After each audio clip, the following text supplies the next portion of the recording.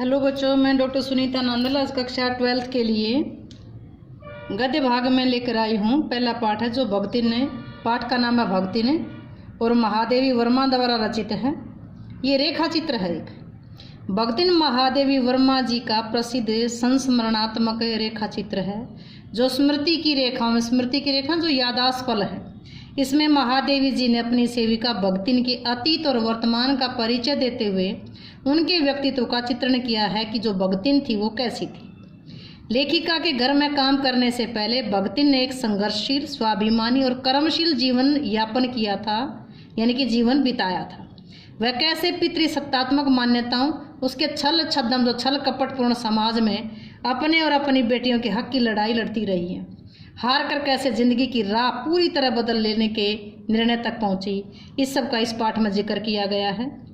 इस पाठ का सार देखिए। भगतिन का शरीर दुबला पतला, कद छोटा है। ऐतिहासिक झूसी गांव के प्रसिद्ध अहीर सूरमा की इकलौती बेटी थी। शरीर दुबला पतला था। कहाँ की थी? झूसी के गांव, अहीर सूरमा की, झूसी के गांव के प्रसिद्ध अहीर की इकलौती बेटी थी। उसकी माता का नाम धन्या गोपालिका है। पाठ ध्यान से पढ़े। माता का नाम धन्या गोपालिका है। वह धन्या गोपालिका की लड़की है। उसका वास्तविक नाम लक्ष्मी अर्थात लक्ष्मी है। क्वेश्चन बनेगा असली नाम क्या था? लक्ष्मी।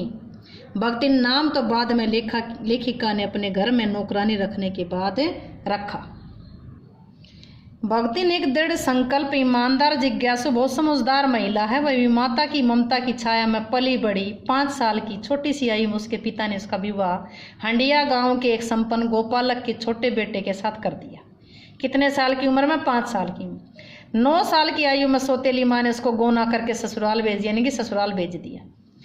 5 साल की शादी कर दी, 9 साल की ससुराल भेज दी। भगतिन अपने पिता से बहुत प्रेम करती थी, लेकिन उसकी विमाता सौतेली माँ उससे ईर्ष्या किया करती थी। उसके पिता की मृत्यु का समाचार उसकी विमाता ने बहुत दिनों बाद भेजा। ससुराल जा रही थी बेचारी, बात पिता के मरने की खबर भी नहीं पता चली उसको। फिर उसकी सास ने रोने पीटने को अपशकुन समझ के कुछ नहीं बताया कि ये रोएगी, पता चलेगा इसका पिता गुजर गया। तो वो अपने मायके जाने पर एक बार वैसे ही मिलने के लिए गई तो मायके जाने पर उसे अपने पिता के दुखद मृत्यु का समाचार मिला। एक पिता ही तो था जो अपना था। जीवन के दूसरे हिस्से में भी भगतिन को सुख की अपेक्षा दुख ही अधिक झेलने पड़े। गेवे रंग की पुत्री का जन्म के बाद उसकी सास जेठानियों ने उसका खुलकर उपेक्षा की, क्योंकि उसकी सास 3 पुत्रों तथा जेठानियां काग भूसंडी जैसे एक पुत्र को जन्म दे चुकी थी। घर में लड़की पैदा हुई तो सास और जेठानियों ने विरोध किया, उनकी उपेक्षा की। उनको अच्छा नहीं लगा उनका लड़की पैदा करना। इस प्रकार उस घर में लगातार भगतिन और उनकी 3 लड़कियों को उपेक्षा का शिकार होना पड़ा। भगतिन घर में कूटती पीसती, उनकी नन्ही लड़कियां गोबर उठाती, कंडे उपले पाती, जबकि उसकी जेठानियां उनके काले कलूटे बेटे उन पर फब्तियां कसते, व्यंग करते। भगतिन घर और खेत खलियान का काम खुद करती, इसलिए इस संबंध में सारे उन चीज़ों का ज्ञान हो गया था। लगभग 36 वर्ष की अवस्था में उसका पति अपनी बड़ी लड़की की धूमधाम से शादी करने के बाद 2 कन्याओं और पत्नी को छोड़ करके संसार से विदा हो गया, गुजर गया। भगतिन भी धीरे धीरे बूढ़ी हो गई। उसने अपने पति को भी बूढ़ा कह करके संबोधित किया कि पति के मरने के कुछ दिन बाद उसने छोटी लड़कियों की शादी कर दी। भविष्य में अपनी संपत्ति सुरक्षित रखने हेतु उसने बड़े दामाद को अपने घर में रख लिया। किशोर से युवती होते ही बड़ी लड़की भी विधवा हो गई। विधवा बहन से गठबंधन करने के लिए बड़े जेठ ने अपने साले को बुला लिया, लेकिन लड़की को उसकी लड़की के साथ शादी करना चाहता था, अपने साले की, लेकिन लड़की ने इसे वर के रूप में नापसंद कर दिया। एक दिन भगतिन घर में नहीं थी और उसने जो ताऊ का साला था वर महाशय ने बेटी को कोठरी में बंद कर लिया तथा उसके समर्थक गांव वालों को बुलाने लगे, लेकिन युवती ने इस डकैत वर की पूरी तरह से मरम्मत कर डाली, पीट दिया। बाद में वर तथा उसके समर्थकों ने पंचायत बुलाई। पंचायत में उन्हीं के पक्ष के थे और उसका फैसला सुना दिया। भगतिन और लड़की अपना सा मुँह लेकर के रह गए और उसी को दामाद स्वीकार करना पड़ा। जो उसका साला था, जेठ का साला था, उसी को यानी कि उसको पति मानना पड़ा। बाद में भगतिन के दिन खेती बाड़ी, धन संपत्ति, पारिवारिक द्वेष में झुलस गए। अब उसके लिए लगान देना भी भारी पड़ गया था। लगान समय पर न पहुंचने के कारण जमींदार ने भगतिन को दिन भर कड़ी धूप में खड़ा रखा, सजा दे दी। यह अपमान उनकी कर्मठता और परिश्रम सबसे ज़्यादा बड़ा कलंक था। वह दूसरे दिन कमाई के लिए फर्रुखाबाद शहर में आ गई। यहाँ उसकी भेंट महादेवी वर्मा से हुई। लेखिका ने उसे सेविका के रूप में अपने घर में रख लिया। दूसरे दिन सवेरे ही भगतिन ने लेखिका की धुली हुई धोती को जल के छींटों से पवित्र करके, साफ सफाई वाली बहुत बनती थी ये, पहना और सूर्य और पीपल का जल से अभिनंदन किया। लेखिका ने उसे सब कुछ समझा बुझा दिया था। भगतिन पाक कला में बड़ी निपुण थी, ये लेखिका भी पहचान गई थी। भगतिन के प्रभाव के कारण अब लेखिका भी बिना गुड़ और घी के रोटी खाने लगी थी। उसे प्रेरित होकर लेखिका अब अपनी असुविधाएं भी भगतिन से छिपाने लगी थी। धीरे धीरे भगतिन का स्वभाव ऐसा बन गया कि वह दूसरों को अपने मन के अनुसार बना लेना चाहती थी, लेकिन स्वयं में कोई बदलाव नहीं लाना चाहती थी। इसी कारण लेखिका भगतिन के अपरिवर्तनशील स्वभाव के कारण अधिक देहाती बन गई। भगतिन ने अपनी भाषा में अनेक दंत कथाएं लेखिका को कंठस्थ कर दी थी, याद करवा दी थी। भगतिन समझदार महिला थी, उसमें गुण होने के साथ साथ दुर्गुणों की भी कमी नहीं थी। लेखिका को जिस बात से गुस्सा आता था उसे भगतिन इधर उधर करके बताया करती थी। वह सत्य के साथ झूठ भी बोल लिया करती थी।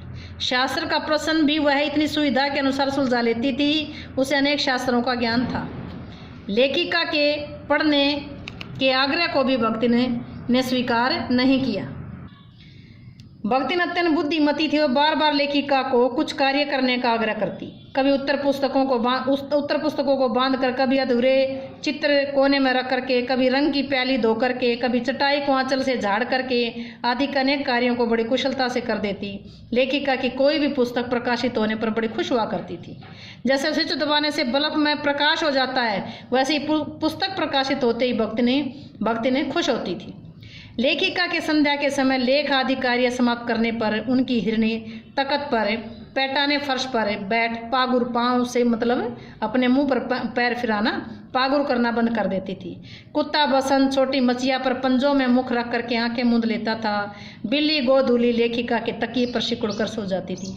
इनके पास, जो महादेवी वर्मा के पास, ये जानवर बहुत थे, कुत्ते, बिल्ली, गाय।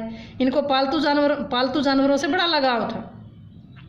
भगतिन भी लेखिका के साथ साथ रात्रि में जागती रहती थी और प्रत्येक कार्य में लेखिका की सहायता करने दौड़ पड़ती थी।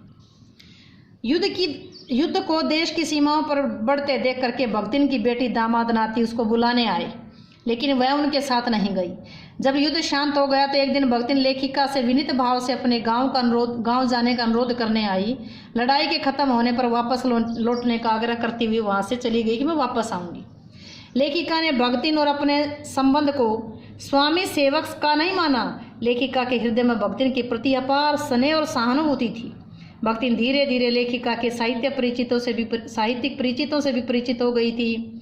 वह प्रत्येक व्यक्ति को उसके आकार प्रकार से याद रखती थी। भगतिन के संस्कार ऐसे हैं कि वह जेल से यमलोक के समान डरती थी। वह ऊंची दीवार देखकर बेहोश हो जाया करती थी। इसी स्वभाव के कारण भगतिन को लोग लेखिका के बार बार जेल जाने की बात बताकर चिढ़ाया करते थे कि जेल चली जाएगी नहीं तो। लेखिका के जेल जाने पर वो उनके साथ समान बांध चल पड़ती थी। वह लेखिका के साथ न जाने पर अपमानित भी हुआ करती थी। लेखिका ऐसा सोचते कि जब मेरे लिए रहस्यपूर्ण बुलावा आ जाएगा, यानी कि जब मैं मर जाऊंगी, जिसमें कोई कार्य करने का अवकाश नहीं मिलता, तब चिर विदा के उन अंतिम क्षणों में मेरे जीवन से जुड़ने वाली उस बूढ़ी भगतिन का क्या हाल होगा जो एक पल नहीं छोड़ना चाहती मुझे। इस प्रकार इस पाठ में लेखिका ने भगतिन के संघर्ष, स्वाभिमान, प्रेम, सहानुभूति और कर्मठता का सजीव चित्रण किया है। उम्मीद है कि आपको कहानी बहुत अच्छी लगी होगी और अच्छे से समझ आई होगी।